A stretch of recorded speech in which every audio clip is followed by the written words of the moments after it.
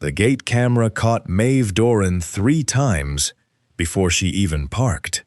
She knew this because a guard's voice crackled through a hidden speaker somewhere near the stone pillars, flat and bored, telling her to reverse the van and leave the property immediately. She didn't reverse. She rolled down her window instead, let the cold Pacific wind hit her face, and shouted over the engine that she wasn't leaving without doing her sister's job for her. "This is private property," the voice said again. "Turn around. Tell Mr. Vance his flowers are late because his security won't let them through the gate," Maeve shouted back. "That'll look great in tomorrow's paper." There was a pause. Then the gate groaned open. She hadn't expected that to work. Half of her had been hoping it wouldn't, so she could turn the van around, go home, and pretend she'd tried. But the iron gates swung wide onto a driveway that curled along the cliff's edge like it was daring visitors to look down, and Maeve had no choice now but to drive in, heart hammering somewhere near her throat. She'd never seen the Vance estate up close. Nobody had. That was half the reason people in Big Sur talked about Caelan Vance the way they did, in that hushed, half-frightened tone reserved for men who owned too much and explained too little. Some called him ruthless. Others called him something worse, the kind of word people only said once and then changed the subject. Maeve had heard both, and driving up that private road now, past hedges trimmed into perfect rectangles and a fountain that probably cost more than her nursery's entire annual harvest, she believed every rumor at once. She parked the van crooked beside a row of black town cars that gleamed like they'd never touched rain, killed the engine, and sat there for exactly 4 seconds, gathering herself. Then she grabbed the crate of jasmine off the passenger seat and got out. The staff at the side entrance tried to stop her too. A woman in a headset put a hand up like Maeve was a delivery mistake that needed correcting. "I'm sorry. Who are you?" Sierra was scheduled to. "Sierra's on a hospital bed with an IV in her arm and a fever of 103, Maeve said, louder than she meant to. "I'm her sister. I'm finishing the installation. Where do you want the arch?" The woman blinked at her, like she'd spoken a foreign language, glanced down at the crate of pale, star-shaped blossoms in Maeve's arms, and, for reasons Maeve couldn't guess, went pale herself. "Wait here," the woman said, and disappeared. Maeve did not wait there. Waiting had never gotten her anywhere in 29 years of life, and she wasn't going to start now. Not with 200 guests arriving in 6 hours and an event still short its centerpiece. She followed the sound of hammering and shouted instructions toward the back terrace, where half-built floral arches stood stripped of their greenery, and got to work the way she'd gotten to work her whole life, hands first, questions later. She'd been trimming stems for maybe 10 minutes when she felt someone behind her. She didn't hear footsteps. That was the strange part, something she'd think about later. How a man that size, that broad through the shoulders, could cross a stone terrace without a single sound. She turned around with a pair of shears still in her hand and found herself looking up at Caelan Vance for the first time in her life. He was younger than she'd pictured. That was her first stupid, useless thought. The tabloids made him sound like some gray, calcified old money villain, but the man standing in front of her couldn't have been older than 35, dark-haired, unshaven, in a way that looked expensive rather than lazy, dressed like he'd rather be wearing anything other than the tailored jacket currently buttoned over his chest.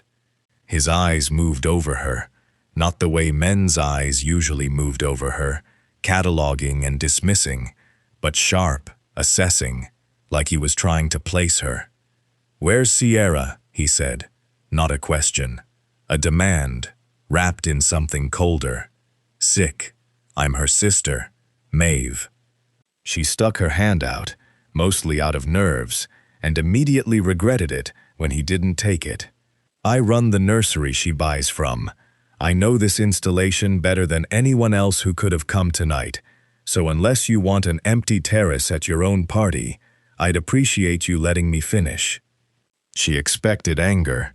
She'd braced for it the entire drive up, the volcanic, silent fury she'd heard described by every vendor who'd ever worked a Vance event and lived to complain about it afterward. She'd rehearsed 3 different apologies in the van, none of which she planned to actually give. She did not get anger. Kaylin Vance went still instead, his gaze dropping from her face to the crate of jasmine at her feet. And something happened to his expression that Maeve had no name for, like watching a door slam shut somewhere behind a person's eyes, and another one, older and long-locked, creak open in its place. "Where?" he said, and his voice had changed completely, gone low and unsteady in a way that didn't match anything she'd heard about him. "Did you get that flower?" Maeve looked down at the pale jasmine blooms, utterly unremarkable to her. She'd grown that strain her whole life, the way her mother had, and her mother's mother before that, and looked back up at a billionaire who was staring at a crate of common-looking flowers like he'd just seen a ghost. "My family's greenhouse," she said carefully. "Why?" He didn't answer. He crouched instead, right there on the stone terrace, in his $1,000 suit, and touched one white petal with the kind of reverence Maeve had only ever seen people give to photographs.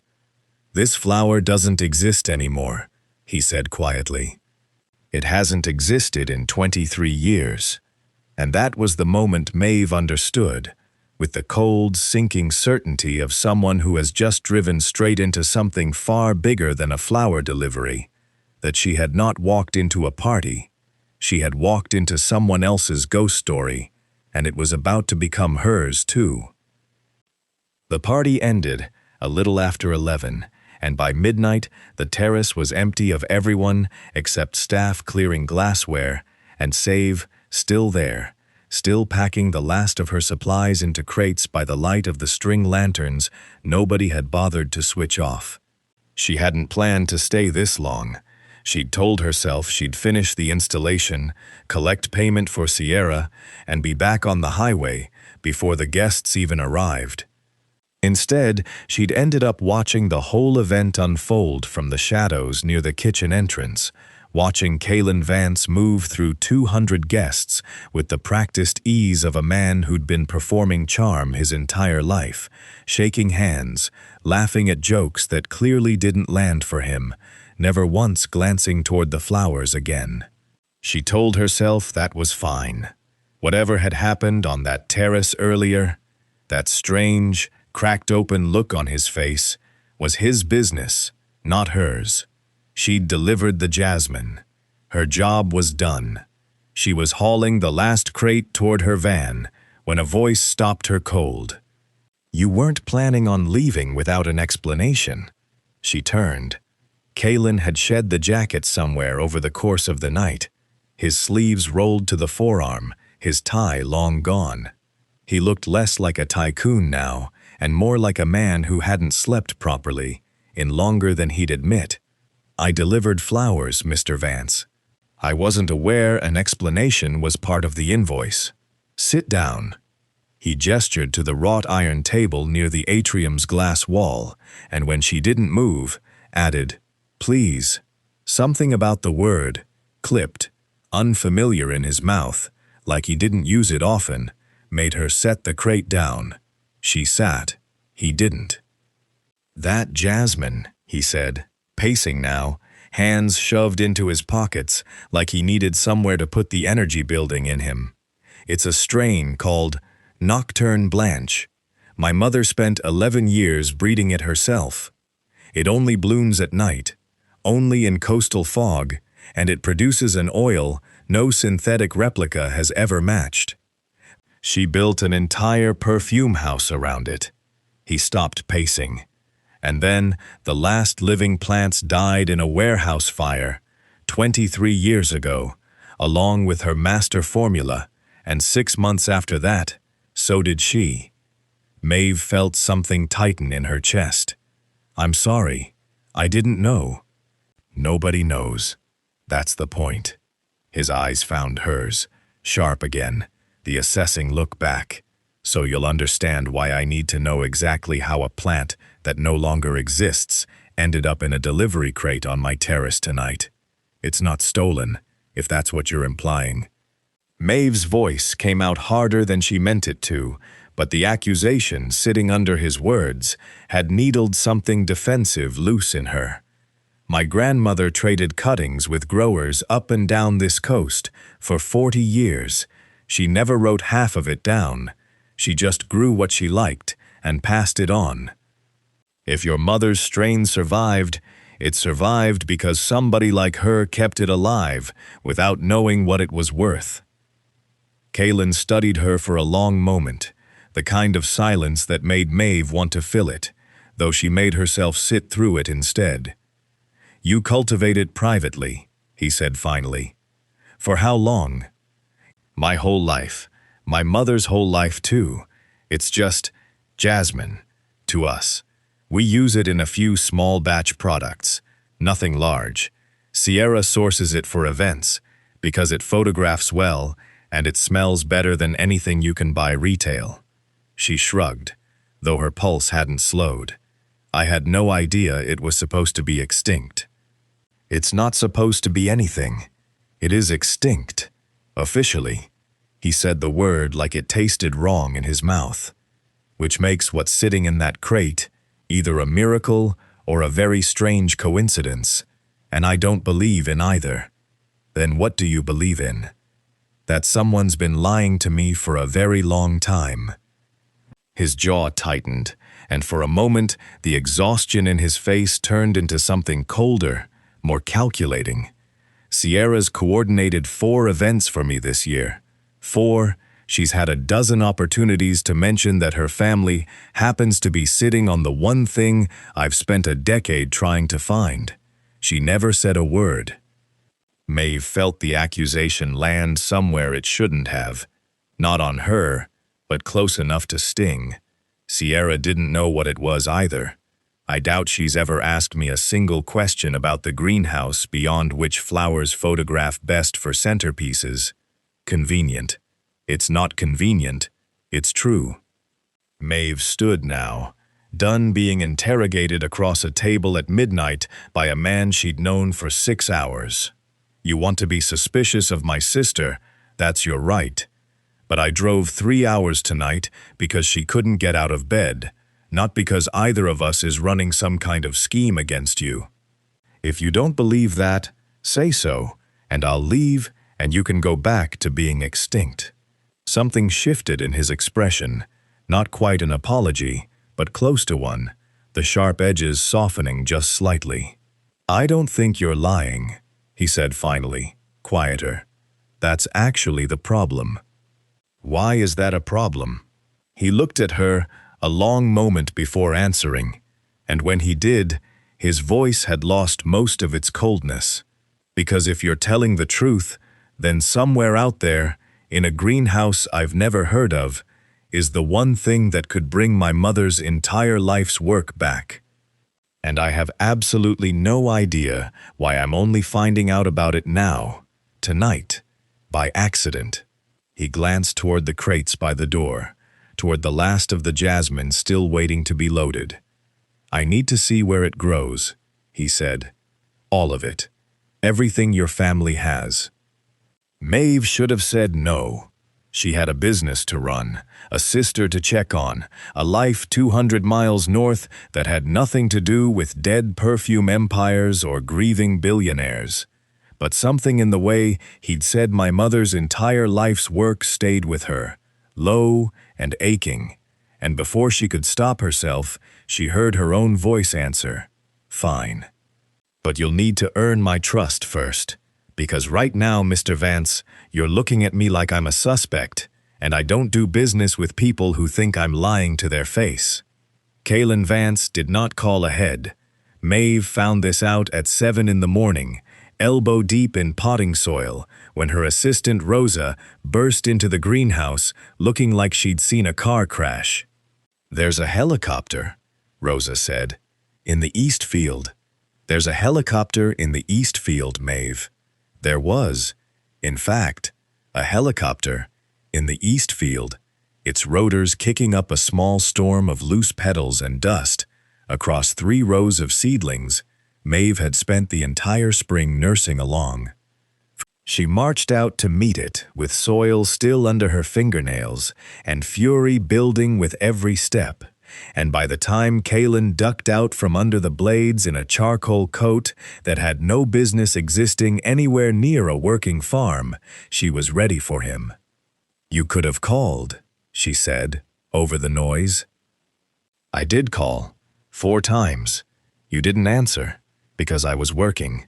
That's generally what happens on a farm before 9 a.m. She gestured at the flattened seedlings behind him. "You do know, 4 days ago, you accused my family of lying to you, and today, your solution was to land a helicopter on top of our tomatoes." To his credit, he actually looked down at the damage and had the decency to wince. "I'll cover whatever that costs." "You'll cover it by not doing it again." He almost smiled at that. Almost. It didn't quite make it to his eyes, but Maeve noticed the attempt, and noticed herself noticing it, which annoyed her more than the helicopter had. She gave him the tour anyway. She told herself it was strategy, that showing him everything up front was the fastest way to prove they had nothing to hide, but some smaller part of her wanted to watch his face when he saw the greenhouses properly, in daylight, without a party or a crisis distracting him.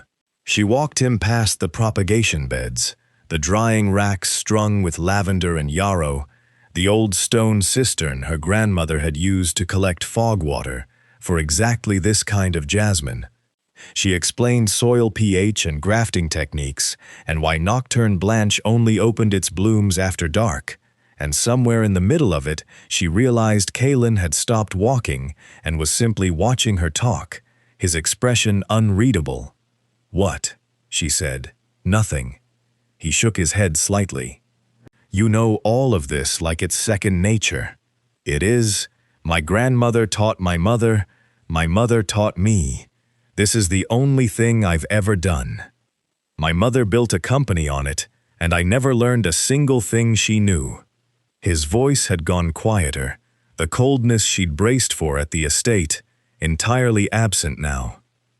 "I was 14 when the warehouse burned.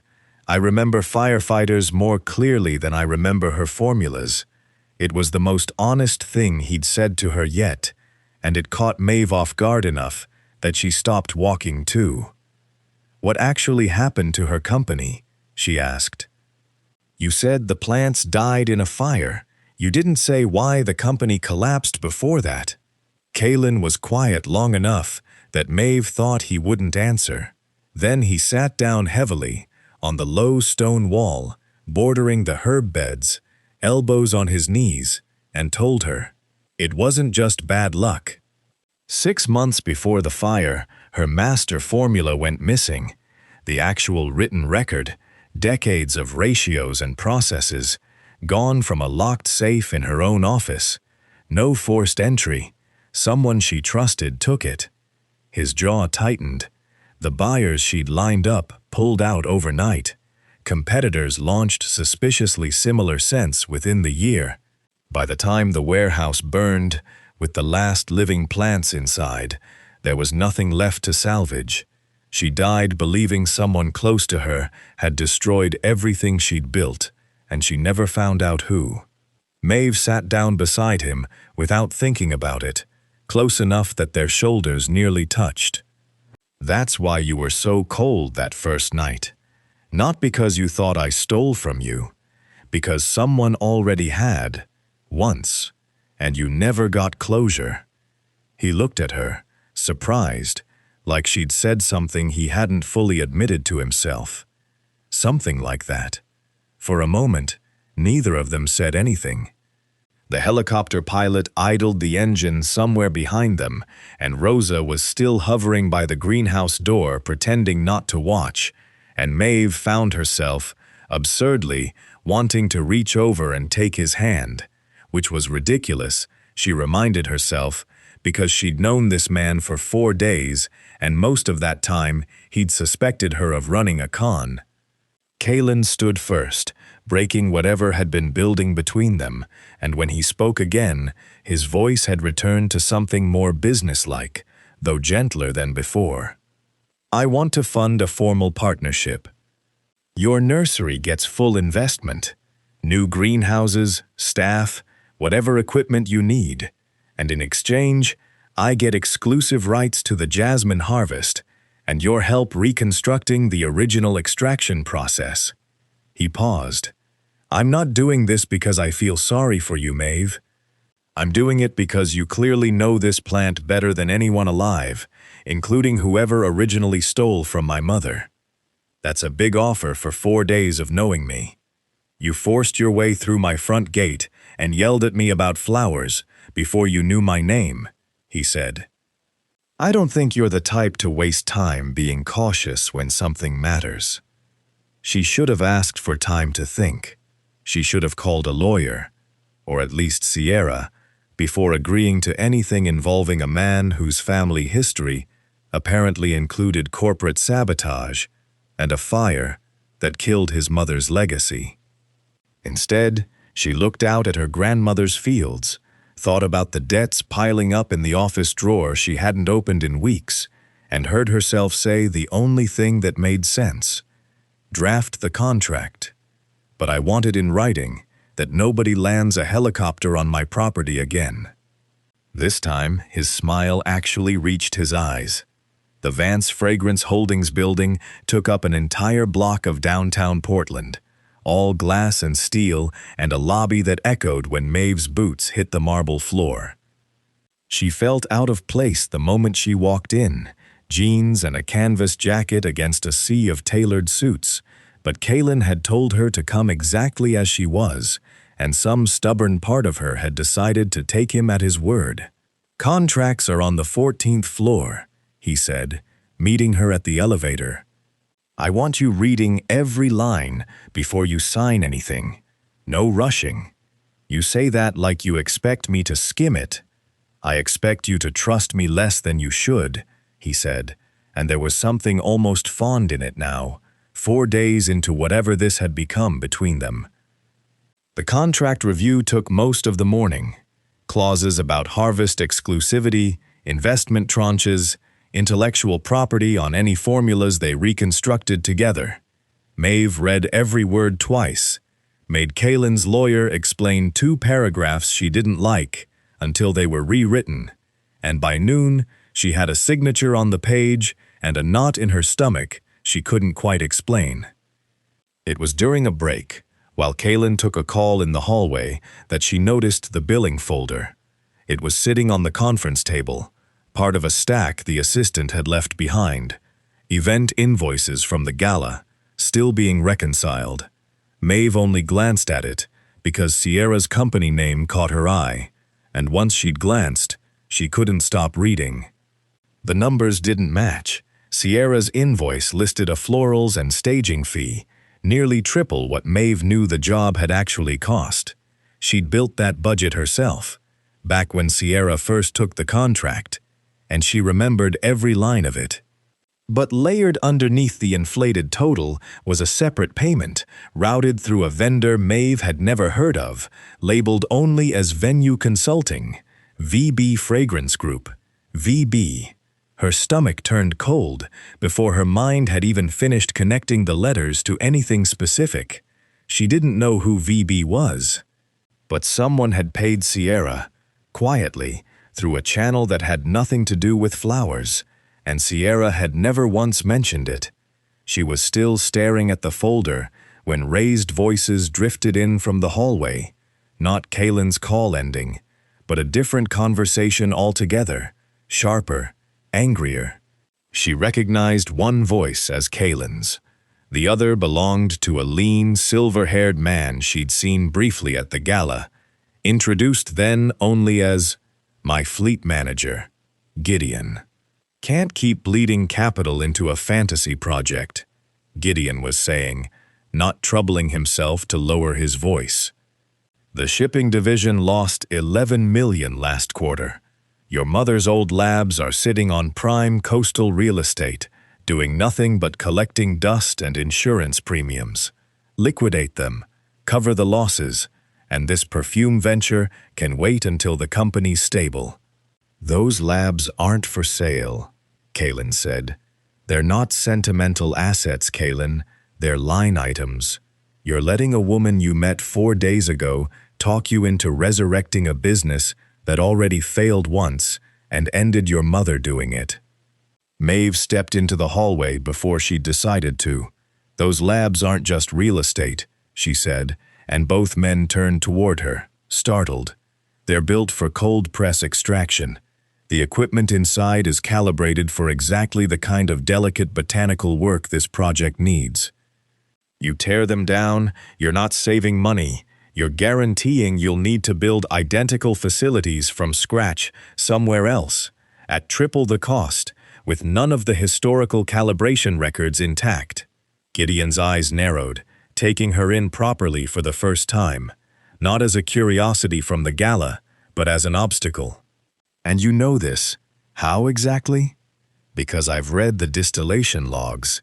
Your mother's original process, notes for cold extraction, survived in the estate archive. Kalen showed me 2 days ago. They're not sentimental. They're technical documentation for equipment that still works. She looked at Gideon steadily. Tearing them down isn't a financial decision.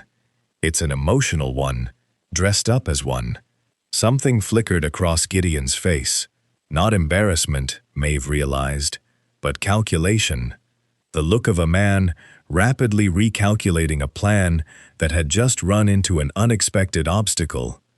How convenient, he said, voice smooth again, that the outside consultant happens to have all the answers already memorized. I'm not a consultant. I'm a botanist who's been reading those logs for 2 nights straight because I actually care whether this works. Enough, Kalen said, cutting between them before it could go further. He turned to Gideon. The labs stay. Find the shortfall somewhere else. That's final. Gideon held Kalen's gaze a moment longer than was comfortable, then looked once more at Maeve, a long, unreadable look that settled somewhere in her chest, like a splinter, before turning and walking back toward the elevators without another word. When he was gone, Kalen exhaled and rubbed a hand across his jaw. He's not going to let that go. I noticed. Maeve hesitated, the billing folder still burning in her mind. Part of her wanted to hand it straight to Kalen, lay the whole discrepancy on the table between them. But another part, the part that had grown up covering for a sister who'd always run a little too close to trouble, wanted to talk to Sierra first, quietly, before turning anyone's suspicion in her direction. There's something else, she said instead, choosing her words carefully. I need to see Sierra, today, if I can. Kalen studied her, clearly hearing what she wasn't saying. Is this about the project?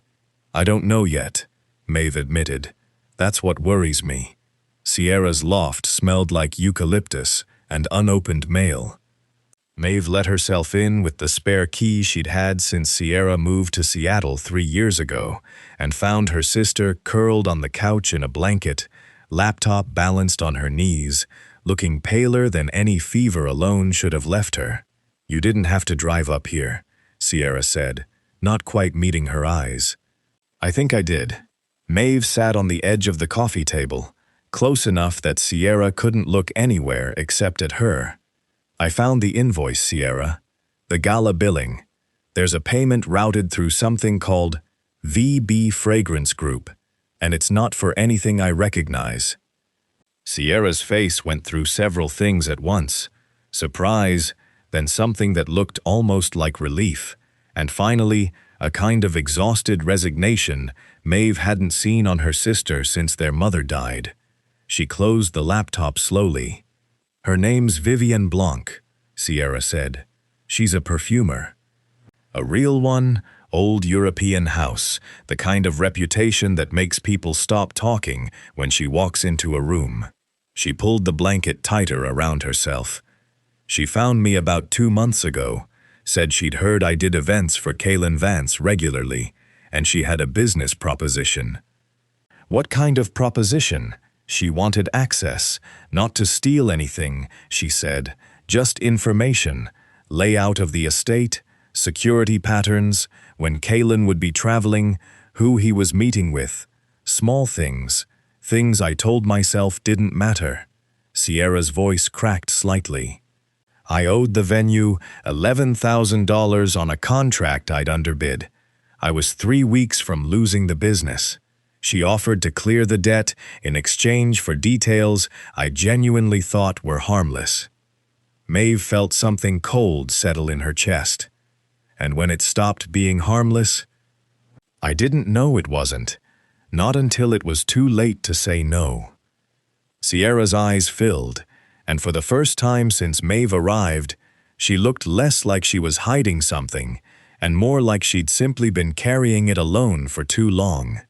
She started asking about the jasmine before you ever brought it to the estate. Whether Kaylin had ever mentioned looking for a strain called Nocturne Blanche. I told her I didn't know anything about flowers like that. She looked down at her hands. I didn't lie to protect her. I lied because I genuinely had no idea our family's jasmine was the same thing. Not until you showed up with that crate, and Kaylin looked like he'd seen a ghost. "So she used you," Maeve said slowly, working through it, "to get inside information on Kaylin, and she got lucky that the actual flower she needed walked in through you, without either of you knowing it." "I think so. I don't know how much she's figured out since." Sierra wiped her eyes roughly. "I got sick right after the gala, and I told myself it was just exhaustion. But honestly, Maeve, I think half of it was guilt. I've been terrified you'd find out and hate me." Maeve wanted to be angry. She'd spent the whole drive up preparing to be angry, rehearsing exactly what she'd say when Sierra confirmed what the invoice already suggested. But sitting across from her sister now, thin, frightened, cornered by a debt she'd taken on trying to save the only business she had, the anger dissolved into something heavier and more familiar, the old, worn instinct to protect Sierra from a world that had never been particularly gentle with either of them. "You should have told me the second she approached you," Maeve said quietly. "I know. But I'm not going to let this destroy you. Whatever happens with the company, whatever happens with Kaylin, this doesn't leave this room until I figure out how to fix it, without your name being the one that gets dragged through it."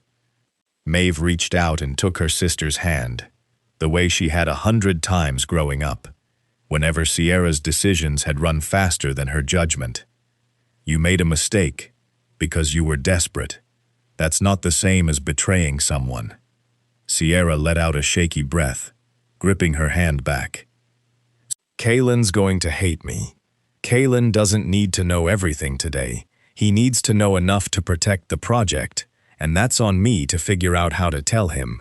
Maeve stood, some of the earlier fury, reforming now into resolve instead. "I need everything you have. Every message from Vivienne, every payment record, anything at all that shows what she asked for and when." It took Sierra 20 minutes to pull it all together, and by the time Maeve left the loft, she was carrying a folder heavier than the one she'd found in Portland, and a decision she hadn't fully made yet about how much of it to share. She called Kaylin from the rental car outside, meaning to keep it brief, but the moment his voice came through the line, steady, familiar in a way that surprised her after only a week, something in her simply came undone. She told him everything, or almost everything.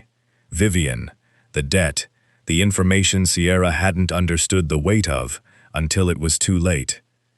He was quiet for a long moment after she finished. "Is she safe?" he asked finally. Not, "Is this a threat to the project?" Not how much damage has been done, but a question about her sister, asked with real concern, and it caught Maeve entirely off guard. "She's scared, but safe. Then we handle the rest together." His voice softened. "You didn't have to tell me any of this, Maeve. You could have buried it, and I never would have known. I don't want to build something with you on top of something I'm hiding," she said, and meant it more than she expected to. "Not after what happened to your mother." There was another pause, longer this time, and when Kaylin spoke again, something in his voice had shifted permanently, quiet and certain in a way that had nothing to do with contracts or extraction formulas at all. "Come back to Big Sur," he said. "We'll figure out Vivienne together, but come back first." The flight to France was long enough for Maeve to second-guess the decision a dozen times over, and short enough that by the time they landed in Nice and drove the winding road up into the hills above Grasse, she'd stopped second-guessing and simply let herself feel the strangeness of it all. A girl who'd never left the West Coast, riding beside a man whose name showed up in international business papers, toward a stone building older than either of their families' histories combined. "My mother found this place decades ago," Kaylin said, as the distillery came into view. Thick limestone walls, ivy climbing one whole side, copper stills visible through tall arched windows. She used to say, Grasse understood scent, the way other places understood music. "I haven't been back since she died." "Why now?" "Because Portland has too many people who know my name, and Big Sur has Gideon watching every shipment that leaves the estate." He parked the car and looked at the building for a long moment before getting out. "And because I think some part of me needed to come back with someone who might actually understand what she built here." Inside, the distillery still held the ghost of its former life. Dust-covered workbenches, ledgers stacked in a back office, a row of copper alembic stills that hadn't been fired in over 2 decades. Maeve ran her hand along one of the stills, feeling the cool metal, and something in her chest tightened at the thought of a woman she'd never met once, standing in this exact spot, dreaming up a scent that would outlive her. They worked long hours that first week, cleaning equipment, calibrating temperature gauges, cross-referencing the extraction notes Kaylin had brought from the estate archive against the techniques Maeve had learned from her grandmother. It was slow, meticulous work, steam distillation for the leaves, a gentler enfleurage method for the delicate blooms themselves, and somewhere, in the long nights spent hunched over notebooks by lamplight, the careful distance they'd maintained since Big Sur began, quietly, to disappear. "You hum when you're concentrating," Kaylin said one night, nearly midnight, both of them still awake over a batch of macerating petals. "Did you know that?" Maeve looked up, startled. "I do not." "You do. Something off-key. I've been trying to place the song for 3 nights." "There's no song. You're imagining things because you've been breathing jasmine fumes for 6 hours straight." He laughed, an actual laugh, low and unguarded, the kind she hadn't heard from him even once during their first week of contracts and cold interrogations. It transformed his whole face, stripped away the careful composure he wore like armor everywhere else, and Maeve found herself staring a beat too long before looking back down at her notes. "You're different here," she said, before she could stop herself. "How so?" "In Big Sur, you're always somewhere else in your head. Boardrooms, shipping numbers, Gideon. Here you're just—" She gestured vaguely at him, at the room, at the stills. "Here." Kaylin was quiet for a moment, turning a small glass vial of pale oil between his fingers, watching the lamplight catch inside it. My whole life, since I was 14, has been about becoming someone capable of holding a company together. I didn't have room to be anything else. This, he set the vial down carefully. This is the first thing in 20 years that's felt like it belongs to me instead of to obligation. Your mother's legacy is still an obligation. It's different. This one I chose. He looked at her then, steady, unguarded in a way that made her pulse skip. You reminded me I was allowed to choose things. She didn't have a response for that. She wasn't sure she trusted her own voice not to give away exactly how much that had landed somewhere soft and undefended in her.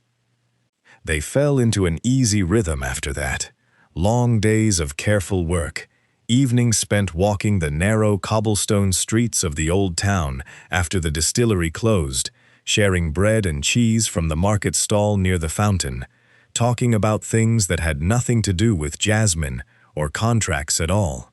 Maeve told him about her grandmother, about growing up chasing frost warnings across the greenhouse at 2 in the morning to save a season's harvest.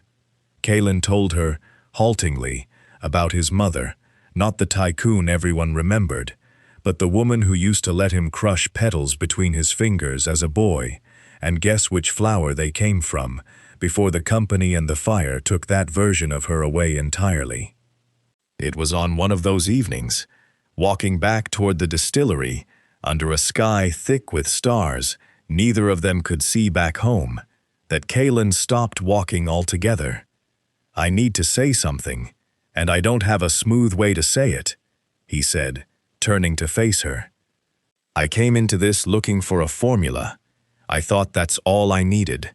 The jasmine, the process, something to rebuild what I lost.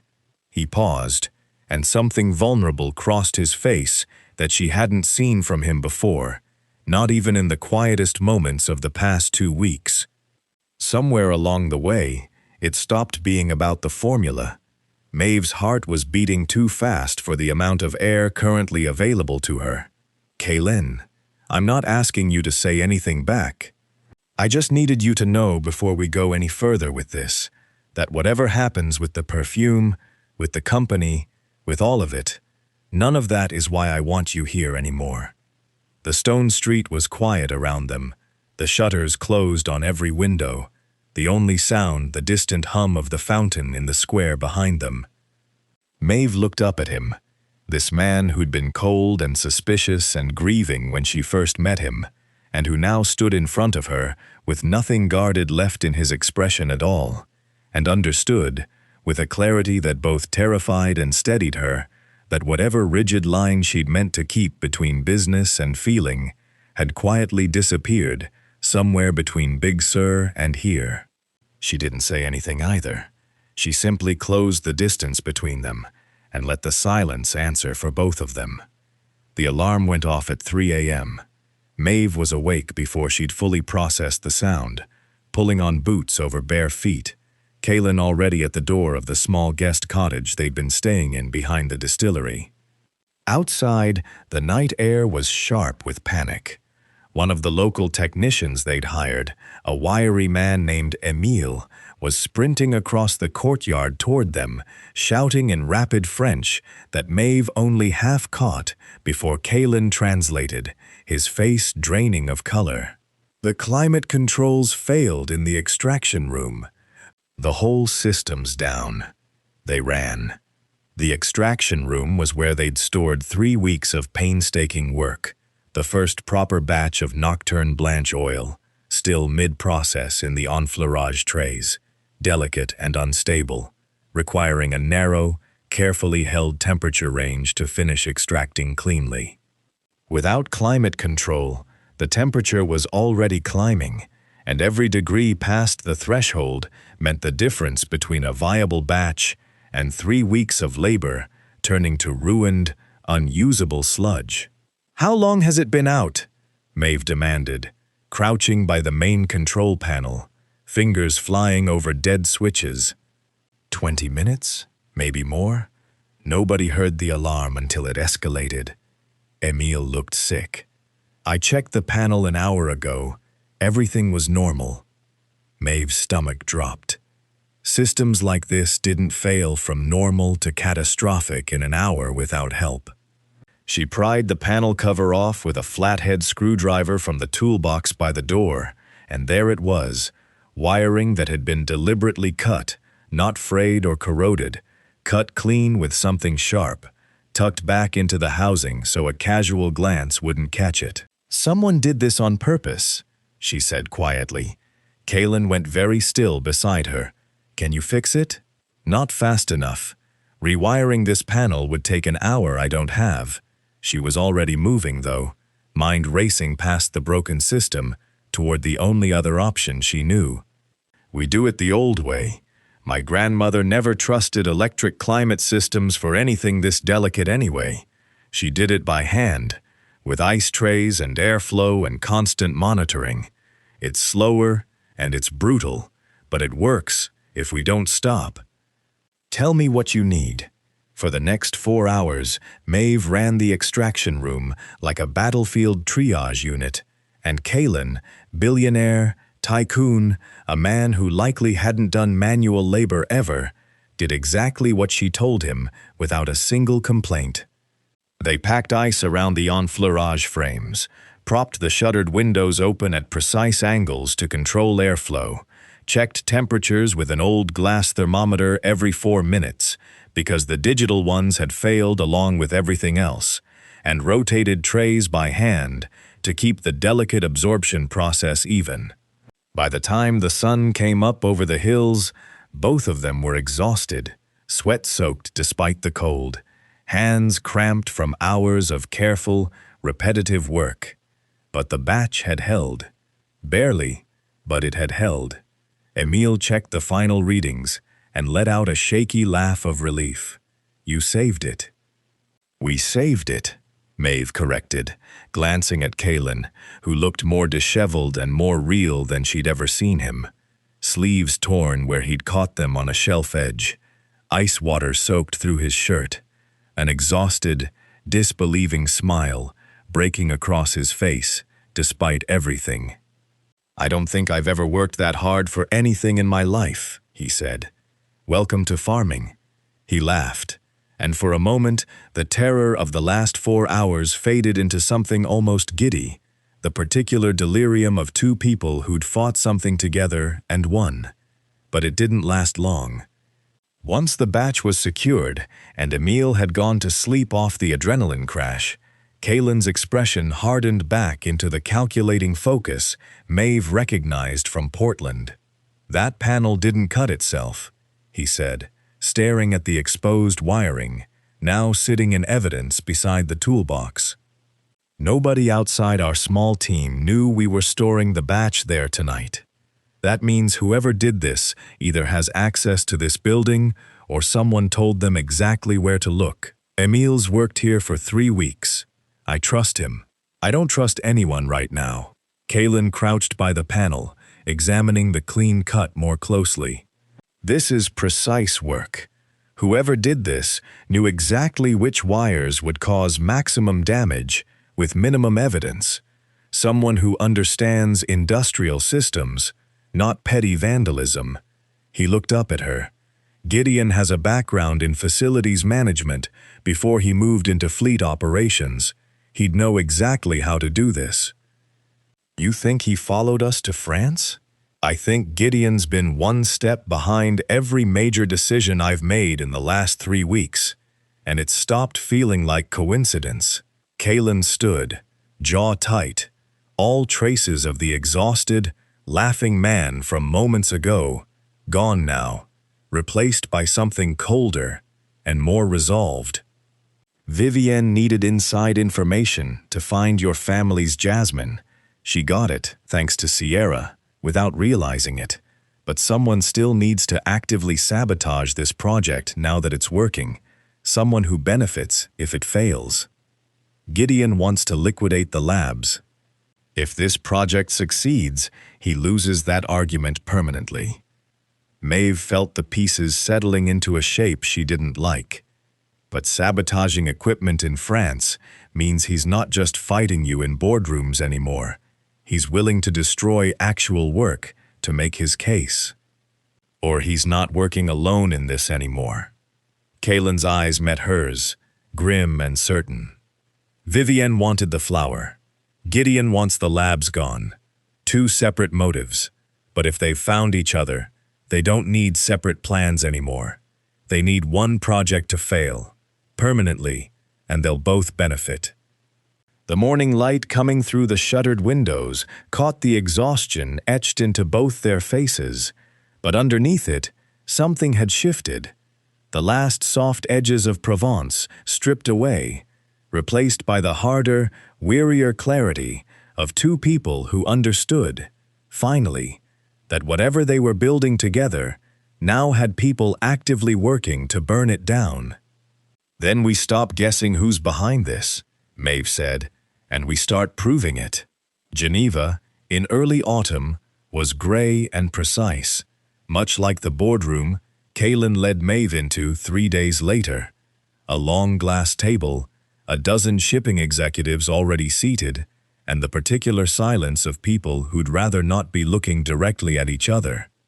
"You didn't need to come," Kaylin had told her that morning, buttoning his jacket in the hotel room, tension visible in every line of his shoulders. "This is a board meeting, about funding, not about the jasmine. You told me yourself, Gideon's been circling this project for weeks.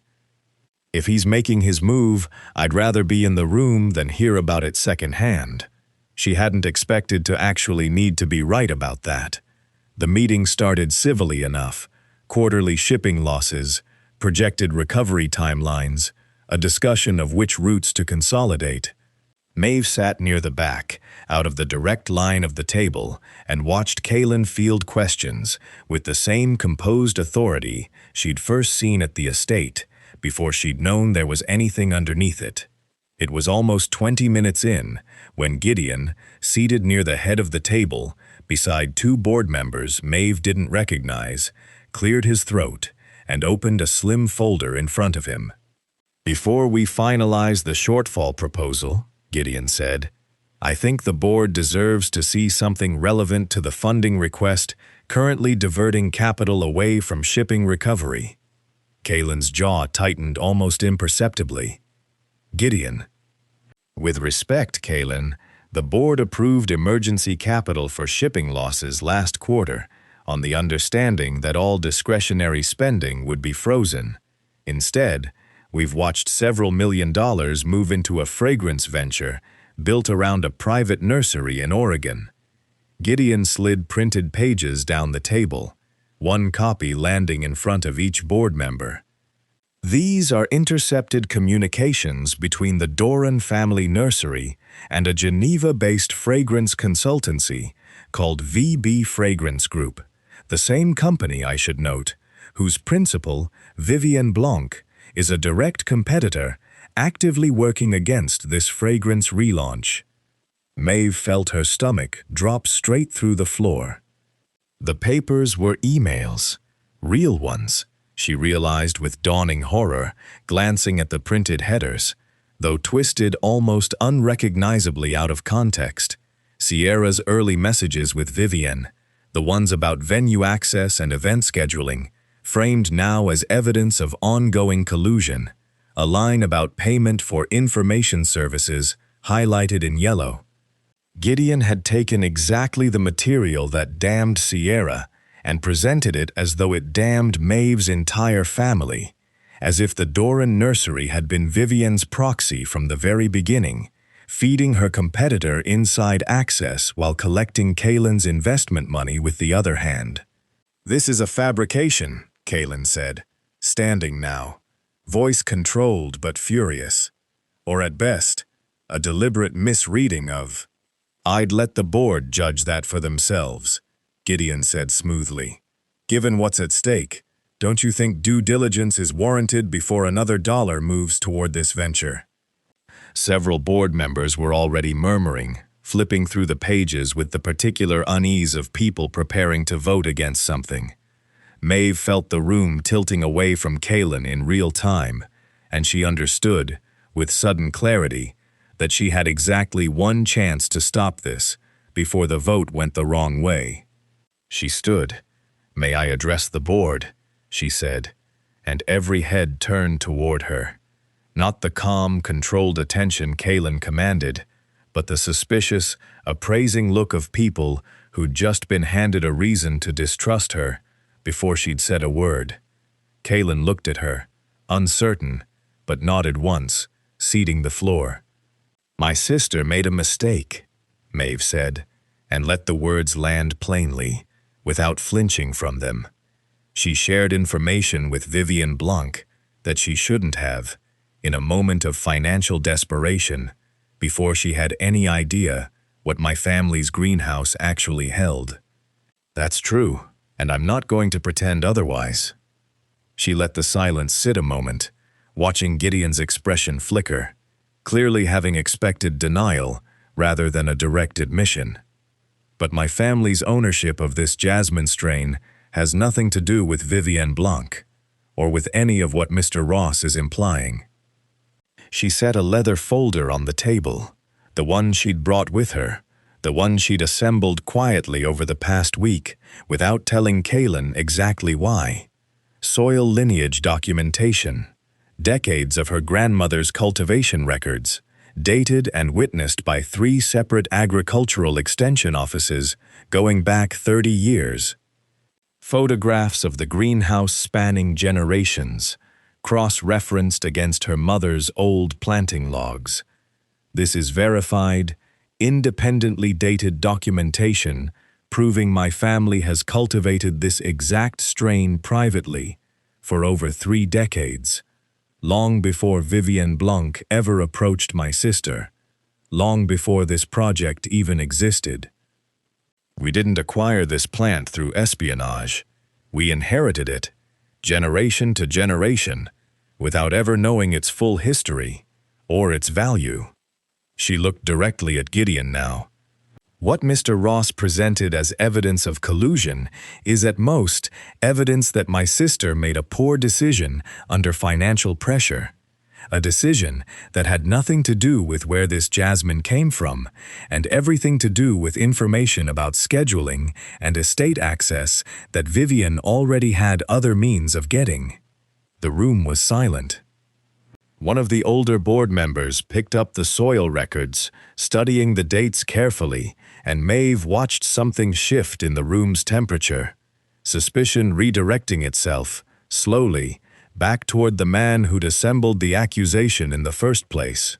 "Mr. Ross," the board chair said finally, setting the papers down, "you presented this as proof of collusion. This documentation suggests something considerably less damning and considerably older than what you implied." Gideon's composure held, barely, but Maeve caught the flicker beneath it, the look of a man whose carefully built trap had just closed on nothing. "The funding shortfall remains a legitimate concern," he said stiffly. "That much hasn't changed." "No," Kaylin said, stepping back in now, voice steady again. "But your credibility on this particular argument has. We'll discuss shortfall solutions separately from unfounded accusations against my project partner's family." The vote, when it came 20 minutes later, went in Kaylin's favor. But as the board filed out, Maeve caught Gideon watching her from across the room. Not defeated, she realized with a cold, settling certainty, but recalculating, and somewhere behind that look was the unmistakable understanding that she'd just made herself a much bigger target than she'd been an hour ago. The tip came from an unlikely source.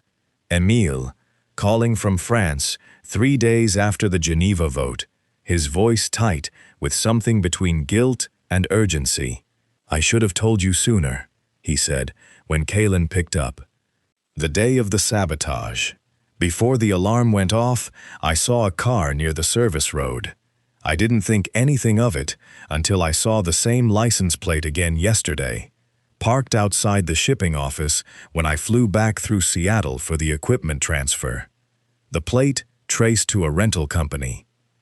The rental traced, after 2 days of quiet digging by Kaylin's security team, to a name that confirmed what neither of them had wanted to fully believe.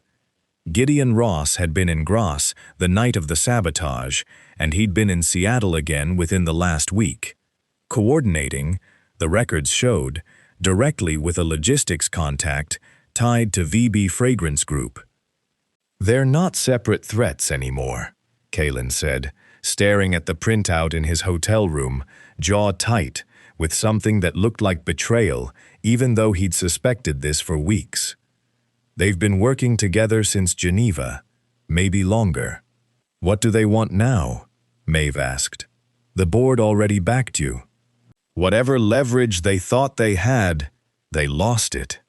They want the product." Kaylin turned to the shipping manifest on the desk between them. The first completed batch of Nocturne Blanche oil, finally finished, after weeks of painstaking, hand-monitored extraction, packed and documented for transport to the estate. If they can't stop the project through the board, they'll stop it by making sure the actual oil never arrives. No product, no relaunch. And if Vivian gets her hands on even a small sample, she can reverse engineer enough to launch a rival scent before we ever bring ours to market. The shipment was due into the port of Seattle in 2 days. Kaylin wanted to reroute it entirely, quietly, without warning anyone outside their small circle. But Maeve, remembering every lesson her grandmother had ever taught her about not running from a fight you could actually win, argued for something bolder. "If we reroute quietly, they just try again next time, smarter," she said. "We know who they are and roughly what they're planning. Let's use that instead of hiding from it." They coordinated with the Port Authority under the pretext of a routine security escort, arranging a decoy schedule that leaked, deliberately, through a channel they suspected Gideon still had access to inside the shipping division. If the sabotage plan followed the same pattern as Grasse, quiet, precise, timed to a moment when discovery would come too late to matter, then a rainy loading dock at 2 a.m. was exactly the kind of opportunity they'd take. They were right. Maeve stood beside Kaylin in the shadow of a shipping container at 1:30, rain soaking through her jacket, watching the dock through binoculars borrowed from port security, when a figure in a dark coat emerged near the crate marked for their shipment, moving with the unmistakable, deliberate confidence of someone who believed he was alone. "That's him," Kaylin said quietly, already moving. What followed happened fast. Gideon had a crowbar in hand, already prying at the crate's seal, when the dock floodlights snapped on, port security emerging from 2 directions at once. He spun, saw Kaylin crossing the wet concrete toward him, and made the mistake of reaching for something else in his coat, a lighter, Maeve realized with a jolt of horror, cheap and industrial, exactly the kind used to start a fire fast and dirty. "Don't," Maeve said, stepping forward before she'd fully thought it through, raising a hand toward the security officer closest to her. "If that oil ignites near the fuel containers on this dock, you'll lose half the terminal, not just our shipment." It was true, and it was the only thing that made Gideon hesitate, lighter still raised, eyes flicking toward the row of fuel drums stacked 20 feet away. "Put it down, Gideon," Kaylin said, closer now, voice low and controlled in a way that Maeve recognized as barely restrained fury. "You've lost. The board already saw through Geneva. All this does now is add arson to whatever charges are coming. You have no idea what you've cost me," Gideon said, and for the first time since Maeve had met him, his composure cracked entirely, something raw and bitter spilling out. 20 years, building your family's shipping division into something that actually made money, and you're burning capital chasing a finished woman's obsession because a nursery girl smiled at you in France. This isn't about the money, and you know it, Kaylin said. Vivienne's paying you. How much did it take? Gideon didn't answer, which was answer enough.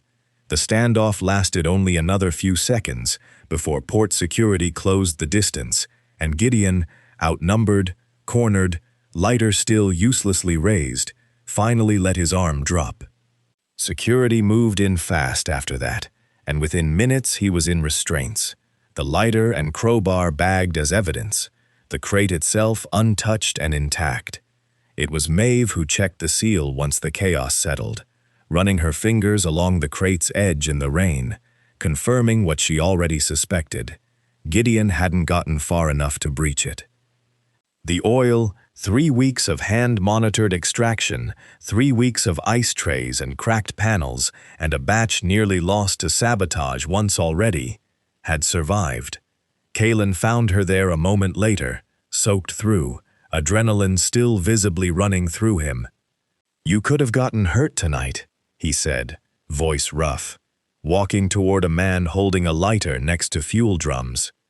You were already walking toward him. That's different. It's really not. She managed a tired, rain-streaked smile. We're partners, Kaylin. That means when something's about to go wrong, we both step in, not just you. He looked at her for a long moment, something unguarded crossing his face, despite the chaos still unfolding around them, security lights flashing red and blue against the wet concrete. I don't know how to thank you for what you did in Geneva, or tonight, or any of the last month, honestly. You don't have to thank me. Maeve glanced back at the crate, safe now, the culmination of everything they'd fought to protect. Just make sure this gets to San Francisco in one piece. We've earned that much at least. San Francisco's grand ballroom had been transformed for the night. Pale jasmine blooms woven through every arrangement, the air faintly perfumed with the finished scent itself, understated and warm, nothing like the sharp synthetic florals Maeve usually associated with events like this. She stood near the edge of the room in a dress Sierra had insisted on buying her, watching international distributors and press mingle beneath chandeliers, and felt, for the first time in a month, something close to steady ground beneath her feet.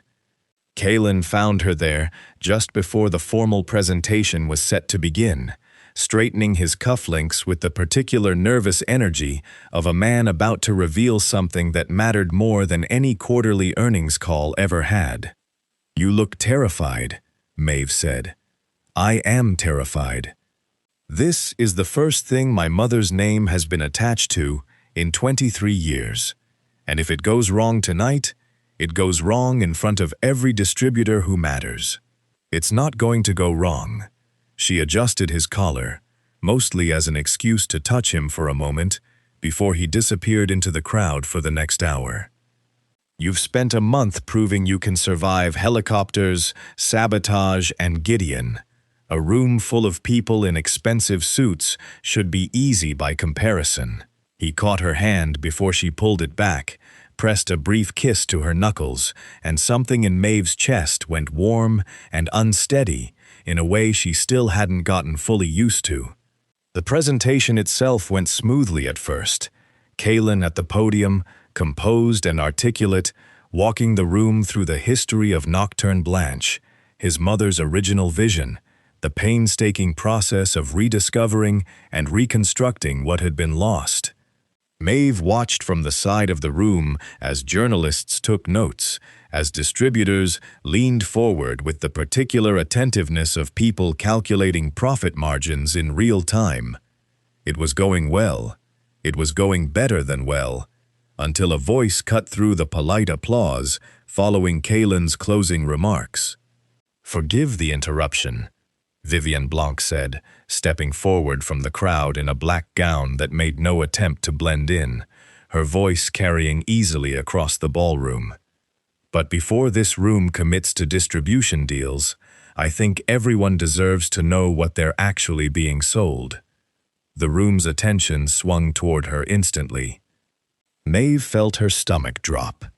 I've had the privilege of examining a sample of this so-called revived formula," Vivienne continued, "and I'm afraid what Mr. Vance is presenting tonight as his mother's legacy bears very little resemblance to the original Nocturne Blanche house scent. This is, at best, an approximation. At worst, it's a counterfeit dressed up in a grieving son's sentimentality." Murmurs rippled through the crowd, several distributors exchanging uneasy glances. It was a precise, calculated attack, not accusing them of outright fraud, which could be disproven with paperwork, but casting enough doubt on authenticity to make cautious buyers hesitate, which was arguably worse. Maeve watched Kalen's jaw tighten at the podium, saw him search the crowd briefly until he found her, and understood the question in his eyes immediately. How do we answer this? She didn't wait to be invited up. Maeve crossed the ballroom floor, the leather satchel she'd carried all night, suddenly feeling less like a formality and more like the only thing that mattered, and stepped up beside Kalen at the podium. "Ms. Blanc is right about one thing," Maeve said, her voice steadier than she expected.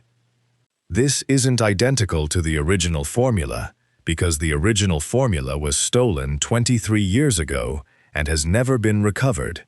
What we've built instead is something reconstructed from scratch, using the same living plant strain cultivated by my family for 3 generations and extraction methods rebuilt from Catherine Vance's own surviving process notes."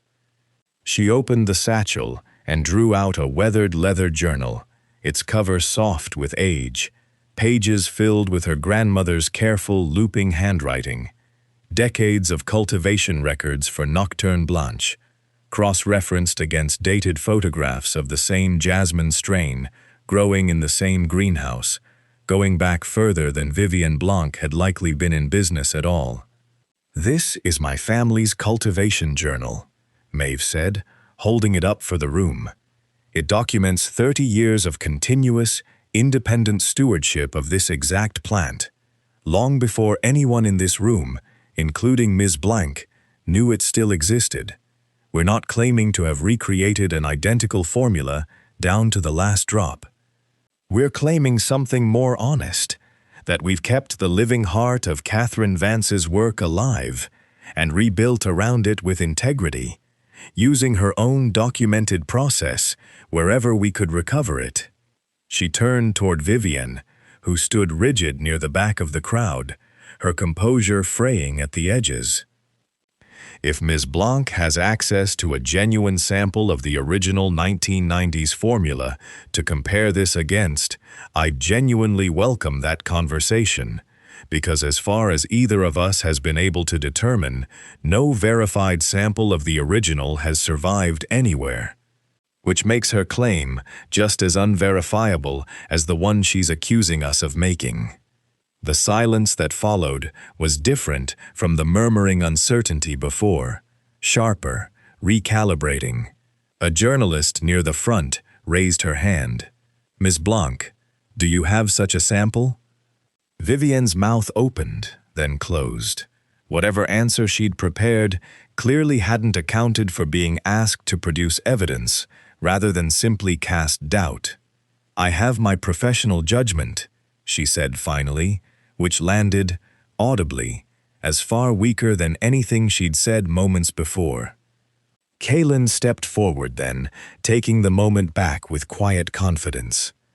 "My mother spent 11 years building something authentic and lost everything to people who wanted to take it from her without doing the work themselves. I'm not interested in relitigating that history tonight.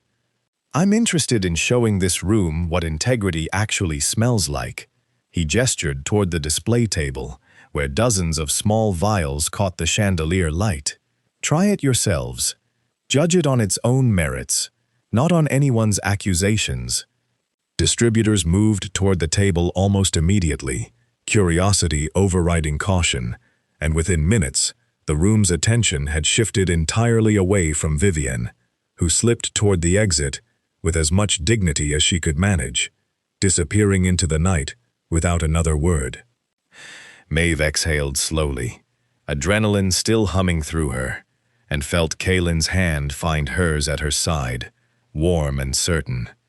"Your grandmother's journal just saved this entire launch," he murmured. "Your mother's memory built the thing worth saving," Maeve said. "I just brought the paperwork. 5 weeks." That was how long it had been since Maeve drove an old nursery van up a private road in Big Sur, expecting a furious tycoon and a quick apology, and found instead a man frozen mid-sentence over a crate of jasmine he thought no longer existed in the world. Standing now in the newly expanded glass conservatory at the edge of his estate, Maeve found it strange to measure something this large in weeks instead of years. The conservatory hadn't existed a month ago. Kaylin had commissioned it the week after the gala, an entire structure of steel and glass built specifically to house the propagated cuttings of Nocturne Blanche, rows of pale, star-shaped blooms glowing faintly under the late afternoon light, the ocean visible beyond the glass, endless and gray-blue and calm. "You built all this in 5 weeks?" Maeve asked, running her hand along a young cutting, already thriving in soil she'd helped mix herself. "I had motivation." Kaylin came to stand beside her, closer than strictly necessary, the way he always did now, without either of them commenting on it anymore. "Turns out, when you're not spending half your energy managing a corporate saboteur, things move considerably faster." Gideon's departure from the company had been quiet, in the end, despite everything. A settlement negotiated by lawyers rather than a trial that would have dragged Vance Fragrance Holdings through months of unwanted press, though the evidence from the port and Geneva ensured he'd never again hold a position anywhere near corporate finance. Vivienne Blanc's reputation had suffered its own quiet collapse. 2 distributors who'd been considering her house's line pulled out within a week of the gala, unwilling to be associated with someone who'd made unverifiable claims in public and been unable to back them up.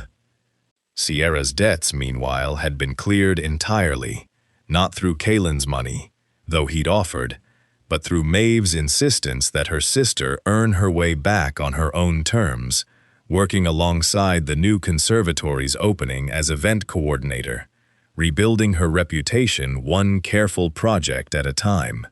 She'd apologized to Kaylin personally, in a conversation Maeve hadn't been present for, but that had ended, according to both of them, with something that looked a great deal like forgiveness. "I keep thinking about that first night," Kaylin said now, watching Maeve work along the rows of jasmine with the easy, practiced hands of someone who'd been doing this her entire life. "You standing on my terrace, absolutely furious that I hadn't let you through the gate faster. I was furious the entire drive up. I know. I could tell." He smiled, the kind of unguarded smile that had become entirely ordinary between them now, though it still caught something in her chest every time. "I think that's part of why I didn't send you away. Everyone who came through that gate before you was careful, deferential, managing me. You weren't managing anything. You were just telling me the truth, whether I wanted to hear it or not. Somebody had to." She straightened up, brushing soil from her hands. "You were living in a house full of people too afraid of you to tell you the labs shouldn't be sold, or that Gideon had been circling this company for years before anyone caught him. You noticed all of that in 5 weeks. It took me most of my adult life. I had less to lose by being honest with you." She looked around the conservatory, the glass walls, the ocean beyond, the plant that had somehow become the thread connecting every impossible thing that had happened to both of them since. "Though I'll admit, I didn't expect any of this when I got in that van a month ago. I thought I was delivering flowers. You delivered considerably more than flowers." Kaylin reached into his jacket pocket and something in the deliberate care of the movement made Maeve's breath catch before she even understood why. He withdrew a small velvet box, worn slightly at the corners. Not new, she realized, as he opened it to reveal a ring set with a single pale stone, the exact soft white of the jasmine blooms surrounding them. "This was my mother's," he said quietly. "She wore it the day she opened her original perfume house.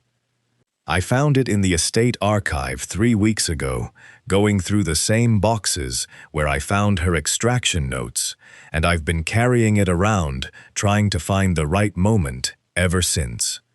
He glanced around the conservatory, at the flowers she'd helped him bring back from the edge of extinction, at the life they'd rebuilt together out of grief and ruin and stubborn, hard-won trust. "I think this might be it." Maeve felt her eyes sting, the enormity of the last 5 weeks catching up to her all at once. The gate, the interrogation, Oregon, Geneva, the rain-soaked dock, the ballroom, and now this, standing among the very flowers that had brought them together in the first place. "I'm not just asking you to marry me," Kaylin said, voice steady despite the vulnerability written plainly across his face. "I'm asking you to be a full partner in everything. The company, the legacy, all of it. I don't want a version of this where you're the botanist and I'm the businessman and we keep our lives politely separate. I want the whole thing, built together, the way we've built everything since that first night." "You're sure?" Maeve said softly, though she already knew the answer, already felt it settling into place, like something that had been true for weeks, before either of them said it aloud. "This isn't just gratitude for saving the jasmine. Maeve," he took her hand, his voice quiet and certain, "I've built an empire out of obligation and grief for 20 years. You're the first thing I've ever wanted simply because I wanted it, not because I had to. That's not gratitude. That's the closest thing to happiness I've felt since I was 14 years old." She didn't need to think about her answer. She'd known it, if she was honest with herself, since a rain-soaked dock and a lighter raised too close to fuel drums, since a stone street in Provence under a sky full of stars, maybe even since the very first night, watching a supposedly ruthless man kneel on his own terrace and touch a jasmine bloom like it was something sacred. "Yes," Maeve said, and meant it completely, as the late afternoon light fell golden through the glass, catching the pale blooms all around them. A legacy reborn, a family rebuilt, and a love neither of them had gone looking for, blooming exactly where it was always meant to grow.